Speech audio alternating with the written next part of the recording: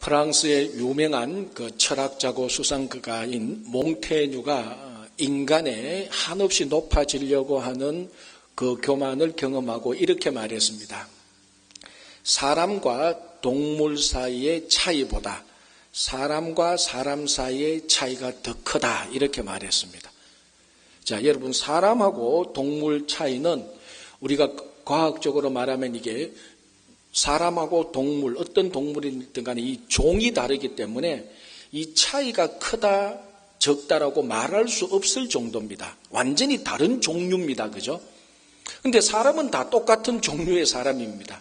그러나 사람의 마음이 얼마나 높아지고 교만하려고 하는 마음이 있는가 하면은 종류가 다른 사람하고 동물과의 차이보다 사람들 사이에 높아지려는 교만과 낮은 사람들 사이의 차이가 더 크다는 것입니다.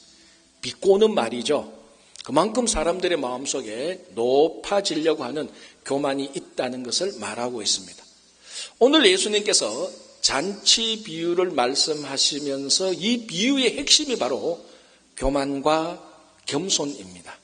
그래서 오늘 또 예수님께서 하시는 잔치 비유를 우리가 함께 나눔으로 내 마음속에 얼마나 높은 교만이 있는지, 이 교만을 꺾고 하나님께서 좋아하시는 겸손한 사람이 되기를 바랍니다. 자, 예수님께서 비유를 말씀하십니다. 어떤 내용인가 하면요, 잔치에 초청받은 사람들이 잔치 자리에 가서 높은 자리에 앉았다가 자기보다 더 높은 사람이 와서 제일 끝자리에 앉게 되어서 수치를 당하게 된다는 것입니다. 그러나 반대로 이 잔치에 초청받은 사람이 잔치 자리에 가서 가장 끝자리에 앉아 있었는데 잔치를 초청한 주인이 와서 끝자리에 앉은 사람을 보고 높이 올라와서 앉아라, 이렇게 말을 했다고 합니다. 자, 이 본문을 좀 더 정확히 알기 위해서 그 당시 잔치에서 일어나는 정확한 상황을 알아야 됩니다. 이게 무슨 상황을 말하는가 하면은, 내가 어떤 한 사람이 잔치에 초청을 받았습니다. 그래서 잔치에 초청받아서 가보니까 그 당시 이 잔치는 이게 U자형 또는 D끝자형 잔치가 되어서 이게 주인과 아주 친밀한 높은 자리가 있습니다. 그래서 이 잔치에 초청받은 사람이 가보니까 오늘은 내가 제일 높다고 자기가 생각을 합니다. 그래서 누구한테도 물어보지도 않고 주인한테도 물어보지 않고 자기 스스로가 그 제일 높은 자리에 앉아 있습니다. 이제 잔치가 막 시작되면서 주인이 옵니다. 주인이 와서 보니까 자기보다 더 높은 사람이, 이 제일 높은 자리에 앉아있는 사람보다 더 높은 사람이 있는 것을 주인이 발견합니다. 그래서 지금 높은 자리에 앉아있는 사람한테 일어서서 자리를 비켜주라고 말을 합니다. 그리고 그 잔치에 참여한 다른 자리에 앉아있는 제일 높은 사람을 제일 높은 자리에 앉힙니다. 그러면은 제일 높은 자리에 앉았다가 그 자리를 빼앗긴 사람은 두 번째 자리에 앉으면 될 것 같지만 상황이 그렇지 않습니다. 모든 자리들이 다 찼습니다. 그러면 우리 같으면은 내가 두 번째니까 두 번째 사람 일어나시오, 내 자리요 하고 그 자리에 앉으면 되는 게 아니고 남은 자리에 앉아야 됩니다. 그런데 보니까 제일 끝자리 하나만 남아 있습니다. 그래서 이 사람이 모든 사람들이 보는 앞에서 제일 높은 자리에 앉았다가 자기보다 더 높은 사람이 나타남으로 말미암아 그 사람한테 자리를 물려주고 자기는 엉금엉금 자기 자리 찾아보니까 제일 끝자리 있습니다. 그래서 사람들이 보는 가운데서 제일 끝자리로 가게 됩니다. 이게 기분 좋은 일입니까? 기분 나쁜 일입니까? 안 당해봐서 모르죠. 아주 수치스러운 일입니다. 그 잔치에 참여한 모든 사람들이 제일 높은 자리에 앉았다가 제일 끝자리에 가게 되는 것을 다 봅니다. 모든 사람 앞에서 수치를 당하게 됩니다. 자, 반대로 이 잔치에 다른 사람이 초청을 받았습니다. 초청받은 사람이 잔치 자리에 가보니까 사람들 보고 하니까 자기가 제일 낮은 사람인 것으로 인정합니다. 그래서 그 잔치 끝자리에, 제일 끝자리에 겸손히 앉아 있습니다. 자, 이제 잔치가 막 시작되면서 그 잔치를 초청한 주인이 옵니다. 주인이 와서 보니까 끝자리에 앉은 사람을 보니까 저 사람은 끝자리에 앉을 사람이 아닌데 이 사람은 굉장히 신분이 높고 지위가 높고 자기가 굉장히 존경하고 좋아하는 사람인데, 그래서 끝자리에 앉은 사람을 일어서라고 말을 합니다. 일어서서 당신 더 높은 데로 올라오시오라고 말을 합니다. 그러면 많은 사람들이 보는 가운데서 제일 끝자리에 앉아있던 사람들이 더 높은 곳으로 올라가게 됩니다. 모든 사람들이 보는 가운데서 영광을 받게 되는 것을 말합니다.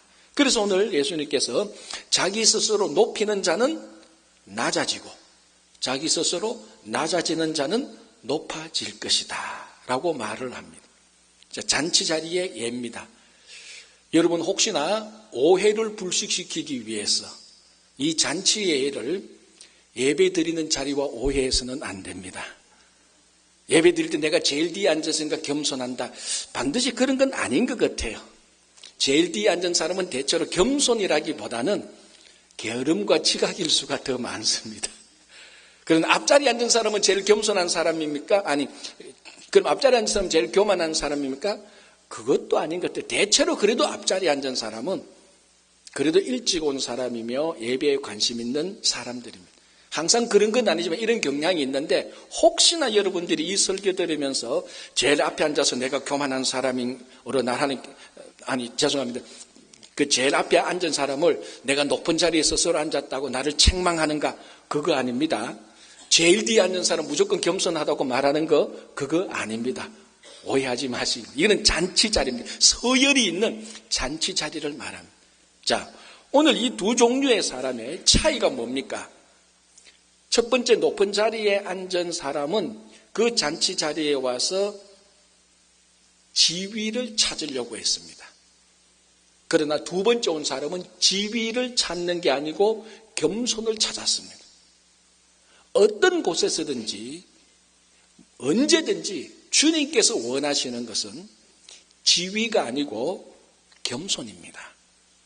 그래서 주님께서 언제나 마음에 품고 정말 불꽃 같은 눈동자로 살피시는 분은 지위를 찾고 있는 사람을 찾고 있는 것이 아니고, 언제든지 어디서든지 무엇을 하든지 겸손을 찾고 있는 사람을 하나님은 엄밀히 찾고 있습니다. 우리 이 패턴이 스스로 높이는 자가 낮아지고 스스로 낮추는 자가 높아지는 것이 오늘 이 비유, 이 잔치 비유에만 해당되는 것이 아니고 성경 전체에 도도하게 흐르고 있는 흐름입니다. 자, 여러분, 창세기 3장을 보시면은 에덴 동산에서 무슨 일이 일어났습니까? 하와가 뱀의 유혹에 빠져서 선악을 알게 하는 열매를 먹습니다. 이때 뱀, 즉 사탄이 하와에게 했던 말이 무엇입니까? 하와가 그 선악을 알게 하는 열매를 따먹게 되는 결정적인 중요한 말 가운데 하나가 이 말입니다. 너가 이 열매를 먹는 날에는 너의 눈이 밝아져 하나님과 같게 될 것이다. 최고로 높이 올립니다. 하와가 그 말에 타격을 받습니다. 내가 하나님과 같이 될 것이다. 이 말에 타격을 받고 선악을 알게 하는 열매를 맺게 됩니다. 높아지려고 하다가 결과가 어떻게 됩니까? 그 에덴 동산에서 낮아지는 정도가 아니고 에덴 동산에서 쫓겨나가게 되는 것입니다. 높아지려고 하다가 가장 낮아지고 쫓겨나가게 되는 것이 성경이 말하고 있는 첫 번째 인류의 역사입니다. 그게 두 번째, 세 번째도 아니고 성경이 말하고 있는 이 땅에 사람이 살기 시작한 아담과 하와에게서 일어났던 첫 번째 일이 스스로 높아지려고 하다가 낮아지는 정도가 아니고 쫓겨가는 것을 얘기해 줍니다. 이런 일들이 우리 성경을 보면 굉장히 많이 나오는데, 한 가지 더 말씀을 드리면 이사야 14장을 보면 계명성이 나옵니다. 아침의 아들 계명성. 이제 이 계명성의 실체에 관하여서 많은 논쟁이 있습니다. 이 초대교회 때는 이 계명성을 사탄의 상징으로 봤습니다. 또 어떤 사람은 그걸 그렇게 영해 해석할 게 아니고, 영예로 볼 게 아니고 역사적인 나쁜 인물이다. 그래서 이 실체에 관한, 아침의 아들 계명성에 관한 실체에 관하여서 많이 논쟁이 되었습니다만, 실제로 이사야 선지자가 하고 싶은 말은 이 계명성의 실체가 아니고 이 계명성, 아침의 아들이 행했던 행위와 그 마음의 태도를 말합니다. 이 아침의 아들 계명성이 뭐라고 말합니까? 내가 모든 무별들 위에 더 높아질 것이다. 내가 가장 높은 구름 위에 올라갈 것이다. 내가 지극히 높은 자와 같게 될 것이다. 이렇게 말합니다. 그렇게 말하니까 하나님께서 이사야 선지자를 통해서 계명성경에서 선포하는 말이 뭡니까? 너가 하늘에서 떨어지고 땅에 찍혔다라고 말을 합니다. 찍혔다는 말을 우리말로 하면 고꾸라졌다는 겁니다. 가장 높은 구름에 올라가고 모든 무별들보다 더 위에 올라가고 지극히 높으니 하나님과 같은 레벨에 올라가려고 했던 계명성이 하늘에서 떨어져서 땅에 고꾸라졌습니다. 더 놀라운 것은 그 다음 14장 15절을 보면 땅에 찍힌 정도가 아니고 서울, 즉 음부, 지옥에 내려갔다는 것입니다. 이사야 14장 15절은 음부, 서울을 구덩이 맨 끝이라고 말합니다. 가장 높은 곳에 올라가려고 하다가 스스로 가장 높이 지려고 하다가 가장 땅 정도가 아니고 서울 음부 끝 바닥까지 떨어졌다라고 하나님께서 이사야 선지자를 통해서 말씀하고 있는 것입니다. 자, 여러분, 이와 똑같은 패턴인데 완전히 반대되는 게 있습니다. 그게 무엇인 줄 아십니까? 예수님 이야기입니다. 예수님은 그는 근본 하나님과 본체에 섰습니다. 근본 하나님과 똑같은 일체였습니다. 그런데 어떻게 하셨습니까? 스스로 낮아지셔서 사람의 모양으로 오셔서 십자가에 달려 복종하시기까지 낮아졌습니다. 이뿐만이 아니고 베드로전서 3장을 보면 예수님께서 십자가에 달려 죽으셔서 옥에 있는 영에게까지로 갔다. 그래서 이 옥을 우리가 지옥, 음부로 보고 있습니다. 그래서 여기에서 나온 신앙 고백이 사도신경에 나와 있는데 우리가 한글말 사도신경에는 나오지 않지만 영어 사도신경에는 보면은 예수님께서 십자가에 달려 돌아가시고 지옥까지 가셨다고 말합니다. 스스로 가장 낮은 곳까지 내려갔습니다. 그러니까 계명성도 음부까지 내려갔고 예수님도 음부까지 내려갔습니다. 둘 다 서울까지 내려갔는데 계명성은 자기 스스로 높아지려고 하다가 떨어져서 서울로 갔고 예수님은 가장 높은 곳에 있는데 스스로 낮아져서 서울로 갔습니다. 완전히 반대입니다. 가장 스스로 낮아진 서울 지옥까지 내려간 가장 낮아진 이 예수님을 스스로 낮아진 이 예수님을 하나님께서 높이 올리셔서 모든 이름들보다 더 뛰어난 이름을 주시고 하늘에 있는 자들과 땅에 있는 자들과 세상에 있는 모든 자들을 예수의 무릎에 꿇게 하셨다라고 높이 올리는 것입니다. 이게 성경 전체의 흐름입니다. 높이는 자는 낮아지고 낮추는 자는 높아지는 것입니다. 그 설교의 황태자라고 불리는 찰스 스펄전이 많은 신학생들을 또 양육했습니다. 그 양육 과정에는 반드시 설교 실습이라는 게 있습니다.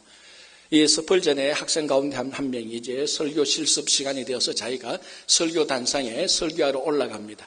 이 스펄전이 보니까 이 완전 왕의 단상에 올라가듯이 어깨에 팍 힘이 들어가고 자신만만하고 의기양양하게 설교하러 올라가는 학생을 보았습니다. 학생이 올라가서 설교를 합니다. 마치 전 세계가 자기 목소리를 다 듣는 것처럼 사자후를 토하면서 설교를 합니다. 근데 시간이 가니까 이 반응이 자기가 원하는 만큼 신통치 않습니다. 사람들이 목도 끄덕이고 뒤도 돌아보고 옆구리도 찌르고 꾸벅꾸벅 졸기 시작하고 그럽니다. 그러니까 이 설교자가 관심이 자꾸 떨어집니다. 왜 이렇지? 근데 설교 다 마칠 때는 자기가 기대했던 것하고 완전히 반대로 완전히 기가 팍 죽었습니다. 그래서 이 설교를 마치고 단상에서 내려오는데 기가 죽어서 어깨를 쭉 내리면서 내려오는 이 학생을 보고 스펄전이 이렇게 말했습니다.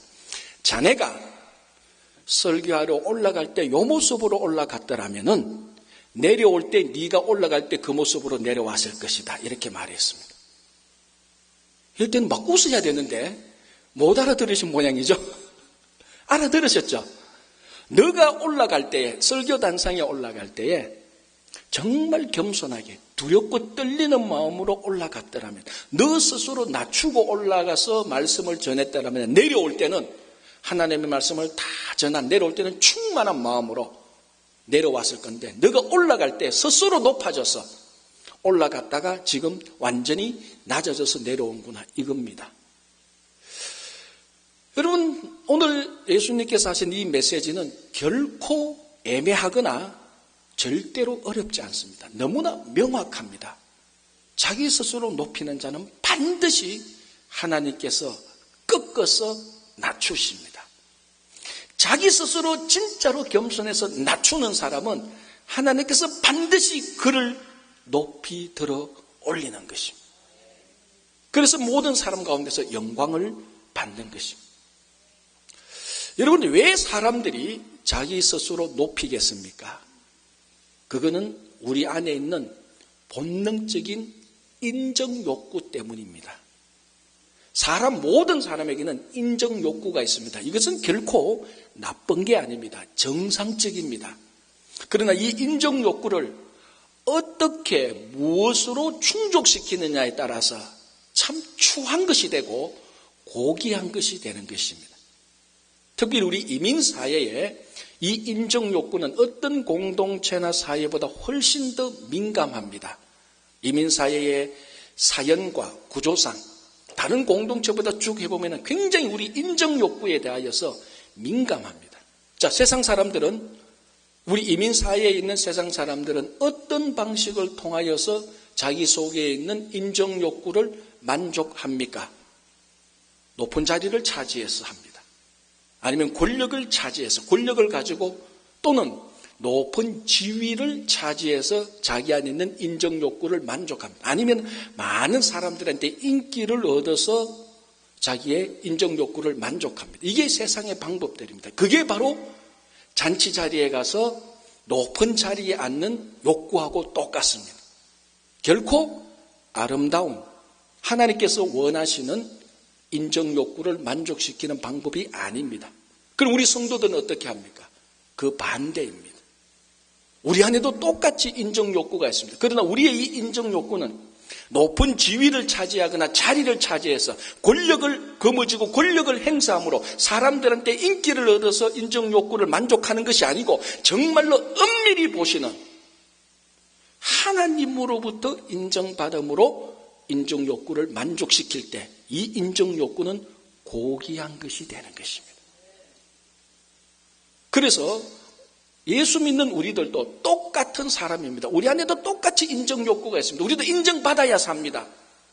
예수 믿는 사람은 인정 안 받으면 살 수 있는 줄 압니까? 아닙니다. 우리 안에 똑같이 인정받아야 됩니다. 그게 존재 가치입니다.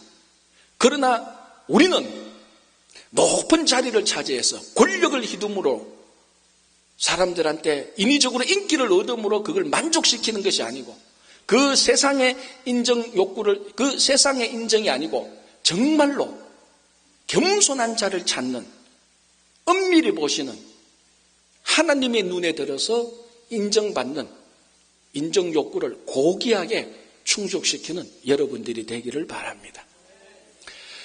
자, 오늘 이 비유를 들으면서 눈에 뜨이는 한 자리가 있습니다. 그 자리가 끝자리입니다. 물론 어떤 사람들의 눈에는 끝자리가 안 보이고 가장 높은 자리가 보이거나 주인의 자리가 보일 수 있겠지만은 저의 눈에는 이 끝자리가 눈에 환하게 보입니다. 이 끝자리는 누가 앉는 자리입니까? 그 잔치에서 가장 낮은 사람이 앉게 되는 자리입니다. 자, 이건 오늘 예수님의 비유이지만은 누가복음은 이 낮은 자리에 있는 사람들로부터 누가복음은 시작합니다. 그게 누가복음 1장에 나오는 마리아 이야기입니다. 성령께서 마리아를 성령으로 잉태케 하셔서 마리아가 예수 그리스도를 잉태하게 됩니다. 그때에 하나님께서 천사를 보내셔서 마리아한테 성령으로 잉태된 메시지를 전할 때에 마리아가 그 메시지를 받아들이고 하나님께 찬양을 합니다. 그게 누가복음 1장에 나오는 마리아의 송가, 라틴어로 말하면 매그니피케트, 바로 그겁니다. 마리아 대송가인데 그 내용의 핵심이 뭔가 하면은 하나님께서는 비천한 자를 돌보셨고 비천한 자를 높이 올리셨다는 것이 마리아 송가의 대주제입니다. 여기서 마리아가 했던 말, 비천한 자는, 이 말은 오늘 본문에서 낮아진다는 말하고 똑같은 헬라어를 사용하고 있습니다. 한국말로는 비천하다, 낮아진다 다른 말이지만 의미는 비슷하지만 완전히 다른 워드, 다른 말을 사용하지만 헬라어는 똑같은 말을 씁니다. 그래서 마리아는 이 낮아진 자, 이 비천한 자를 하나님께서 돌보셨고 이 사람을 높이 올렸다라고 말을 합니다. 자, 마리아야말로 제가 한두 번 얘기 드린 적도 있지만 이 마리아야말로 그 당시 가장 끝자리에 앉아있는 사람입니다. 그 당시 로마 제국이 유다 지역을 통치하고 있었고 식민지화했습니다. 그 유다 지역에서도 가장 별 볼 일 없는 지역이 갈릴리입니다. 가장 가난하고 가장 천박한 사람들이 살고 있고 가장 문제투성이들이 살고 있는 지역이 갈릴리입니다. 그러니까 거대한 로마 제국이 볼 때 그 갈릴리라는 지역은 정말로 눈에도 차지 않는 별 볼 일 없는 볼품 없는 지역입니다. 그 지역에 살고 있는 한 여인은 더 볼품 없지요.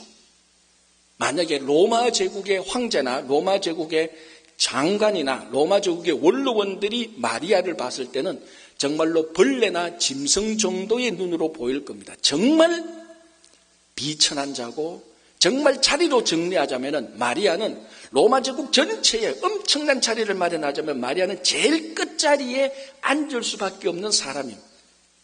다시 말하자면 오늘 본문의 오늘 본문으로 해석하자면 마리아는 이렇게 노래한 것하고 똑같습니다. 하나님께서 이 비천한 자를 돌보셨고 라고 말할 때 하나님께서 이 끝자리에 앉아있는 사람을 돌보셨고 이 끝자리에 앉아있는 사람을 높은 자리로 올리셨다 이 말입니다. 마리아가 있는 그 끝자리가 미국에 살고 있는 우리 한국 이민자들의 자리입니다. 물론 이민자 한 사람 한 사람이 다 미국에서 끝자리에 앉아있는 것은 아닙니다. 어떤 사람은 여러 가지 사회적인 조건으로 볼 때 중간 자리, 높은 자리에 있는 분들도 있겠지만 한국 이민자가 미국에서 전체적으로 차지하고 있는 자리는 여전히 끝자리입니다. 그래서 현 정부가 신분을 가지고 팔러시를 발표할 때마다 벌벌 떠는 것이 우리 한인 이민자들입니다. 그만큼 연약하고 그만큼 힘이 없고 그만큼 낮은 자리에 있습니다. 그런데 오늘 본문을 한번 보십시오. 이 잔치를 초청한 주인이 그 잔치에 나타나서 끝자리에 있는 사람을 보고 올라오라라고 말을 할 때 끝자리에 앉아있는 사람이 올라가는 겁니다. 많은 사람들이 보는 가운데서 영광을 받는 겁니다. 우리 이민자들 미국에서 끝자리에 앉아있는 우리를 초청한 사람이 올라오라고 말할 때 우리는 올라가는 겁니다. 이민의 이 끝자리에 누가 초청했습니까? 나는 가족 초청으로 왔으니까 우리 어머니가 초청했다고요. 물론 그렇죠. 나는 유학으로 왔고 나는 비즈니스로 왔고 나는 자녀 교육으로 왔고 누가 초청해서 온 게 아니고 미 대사관에서 비자 받고 왔다. 물론 여러 가지 경로와 과정을 통해서 다 우리가 오늘 이 자리에 모인 사람들이지만 그 배후에는 동일한 초청자 한 분이 있습니다. 누굽니까? 하나님입니다. 하나님이 여러 경로를 통해서 우리 한 사람 한 사람을 미국으로 초청했습니다. 초청해서 앉고 보니까 미국의 끝자리입니다. 그러나 오늘 이 잔치에서 잔치를 초청한 사람이 끝자리에 앉아있는 사람을 보고 당신은 거기 앉아있어서는 아니래요. 높은 데로 올라오시라고 말을 했던 것처럼 미국으로 초청한 하나님께서 미국의 끝자리에 앉아있는 우리 이민자들을 보고 하나님께서 말씀하십니다. 당신들 높은 곳으로 올라오시오. 그래서 오늘 이 본문은 이 미국의 끝자리에 앉아있는 우리 이민자들에게 한국 이민자들에게 기대와 힘과 용기와 소망을 주는 것입니다. 이 잔치에 초청한 하나님께서 반드시 언젠가는 우리에게 오셔서 끝자리에 앉아서 신음하고 아파하고 힘들어하고 벌벌 떠는 우리들에게 높은 데로 올라오라고 말을 할 것입니다. 그래서 오늘 끝자리에 있는 우리 모두에게 큰 힘과 용기를 주시는 이 말씀에 여러분 소망을 가지시기를 바랍니다. 자, 한 가지 더 예수님께서 비유를 듭니다. 이제는 잔치에 초청받은 사람이 아니고 잔치를 베푸는 사람의 비유입니다. 그래서 너희가 잔치를 베풀 때에 형제나 친척이나 친구나 부한 이웃을 초청하지 말고 가난한 자들과 장애인들을 초청해서 잔치를 열어라라고 말을 합니다. 자, 여러분 이 말을 듣고 입이 근질근질하지 않습니까? 질문하고 싶어서. 저는 이 말씀을 보니까 입이 근질근질해요. 아니, 그러면 무엇하러 잔치합니까? 여러분 잔치하는 목적이 뭡니까? 형제 자매 부르고 친구 부르고 친척 부르고 주변에 사는 이웃 불러서 함께 즐겁게 기쁨을 누리는 게 그게 잔치입니다. 그런데 잔치를 베푸놓고 그런 사람 초청하지 말고 가난한 사람과 장애인들을 초청하라? 이거는 잔치가 아니고 구제사업이죠. 차라리 구제사업을 하려거든 이렇게 말씀을 하시든지 왜 잔치를 열어놓고 이 가난한 자들과 장애인들을 초청하고 우리 형제 자매들 친척들 친구들 내게 도움을 준 이웃들 그 사람을 초청하지 말라고 합니까? 이건 잔치가 아니죠. 구제사업이죠. 그런데 오늘 예수님은 분명히 잔치라고 말을 합니다. 이 상황을 이해하기 위해서 한 가지를 알아야 됩니다. 이 당시에는 상호 초대의 관습, 좀 말이 좀 어색한데 번역하면 그렇습니다. 상호 초청 또는 상호 초대의 관습이라는 게 있습니다.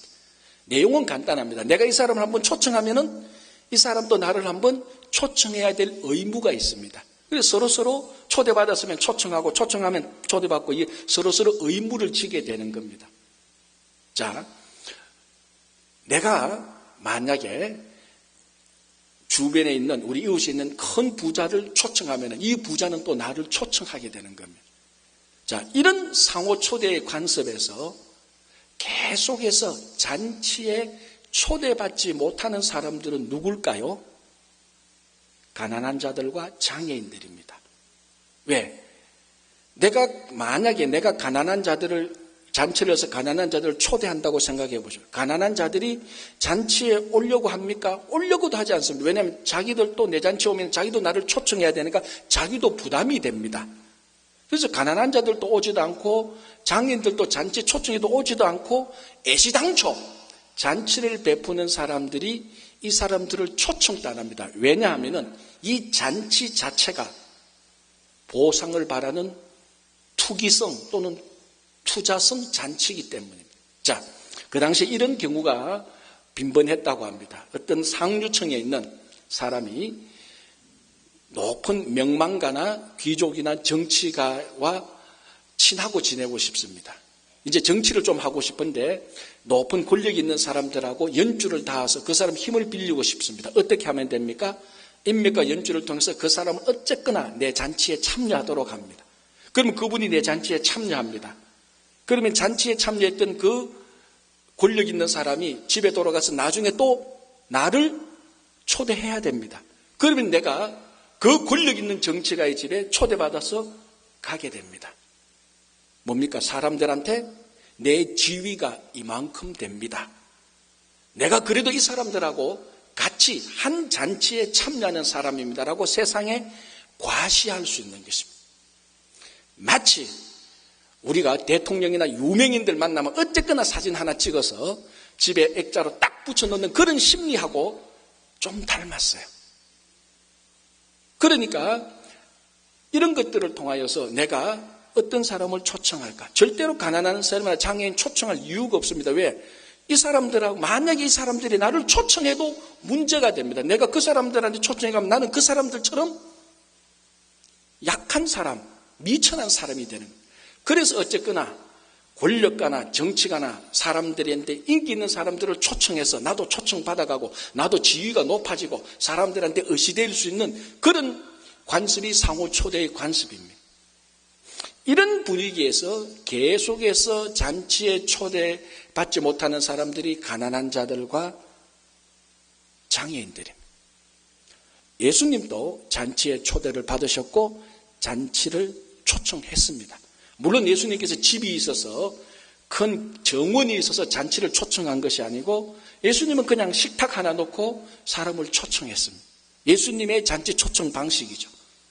그 예수님의 잔치에 초청받은 사람들이 누굽니까? 단 한 명의 정치 지도자도 없습니다. 단 한 명의 귀족들도 없고 단 한 명의 유명한 사람들도 없습니다. 원래 장치는 이런 보상을 상대편으로부터 보상을 노리고 투자하는 목적으로 잔치하는데 예수님의 잔치는 그 반대입니다. 누구를 초청했습니까? 세리들, 창기들, 죄인들을 초청했습니다.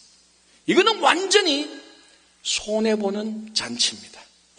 이 사람들이 예수님을 다시 초청할 수도 없고 만에 하나 이 사람들이 예수를 초청한다 할지라도 예수님의 지위나 신분에 큰 데미지가 오는 것입니다. 손해보는 초청입니다.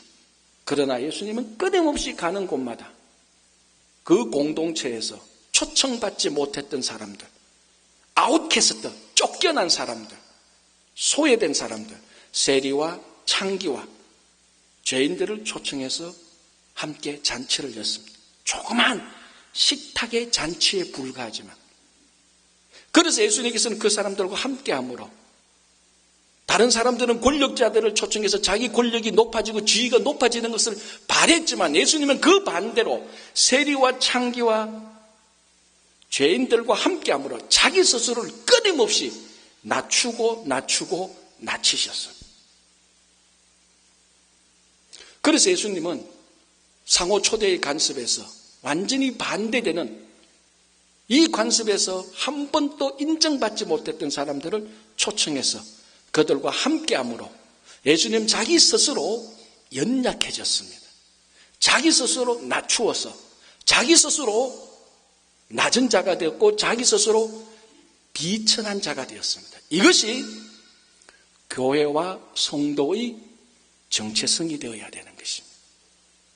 여러분, 교회와 성도는 끊임없이 높아지고 커지고 세지고 빨라지는 것이 아니고 끊임없이 예수님처럼 낮아지고 연약하고 비천에 빠져야 됩니다.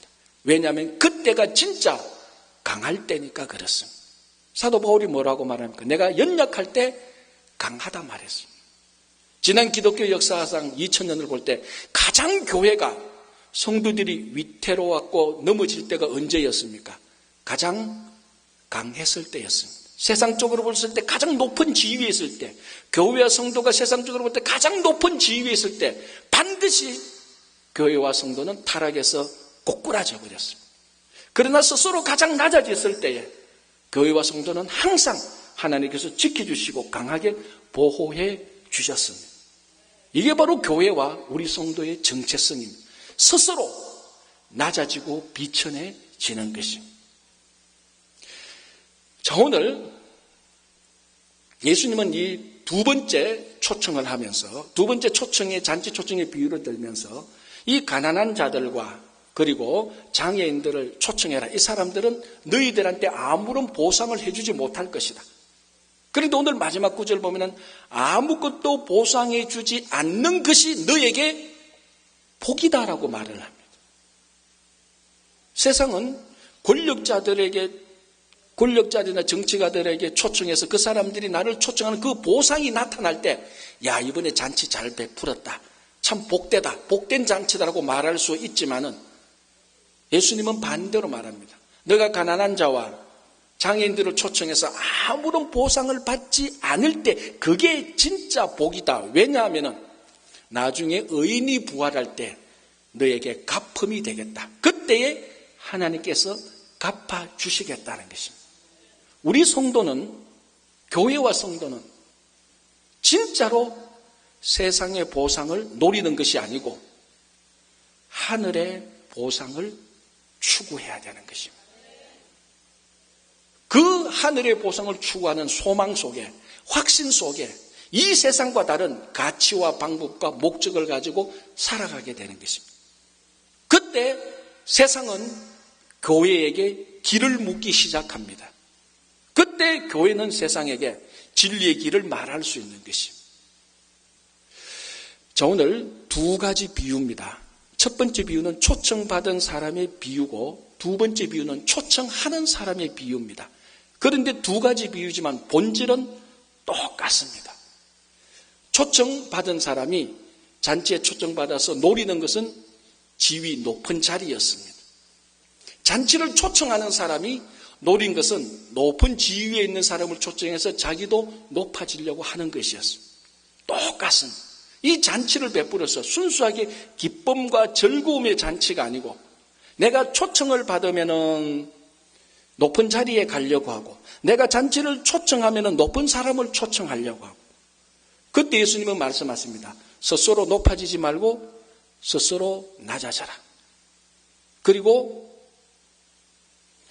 낮은 사람들과 함께함으로 스스로 연약해져라. 그게 오늘 이 잔치가 우리들에게 주시는 주님이 찾고 있는 겸손의 자리입니다. 여러분, 이것이 우리 교회와 성도의 정체성이 되어야 되고 이것이 교회의 소망이 되어야 되고 이것이 우리 성도의 삶의 가치와 방법이어야 되는 것입니다. 그래서 세상과 다른, 세상과 구별된 교회와 성도, 정말 세상 사람들이 높은 지위를 추구할 때 우리는 겸손의 자리를 추구하고 세상이 높은 사람을 초청할 때 우리는 낮은 사람들과 함께 연약해질 때에 이는 세상으로부터 구별되어 하나님께서 찾는 교회와 성도가 되는 것입니다. 끝까지 스스로 낮아져서 하나님 기뻐하시는 교회와 성도가 되기를 바랍니다.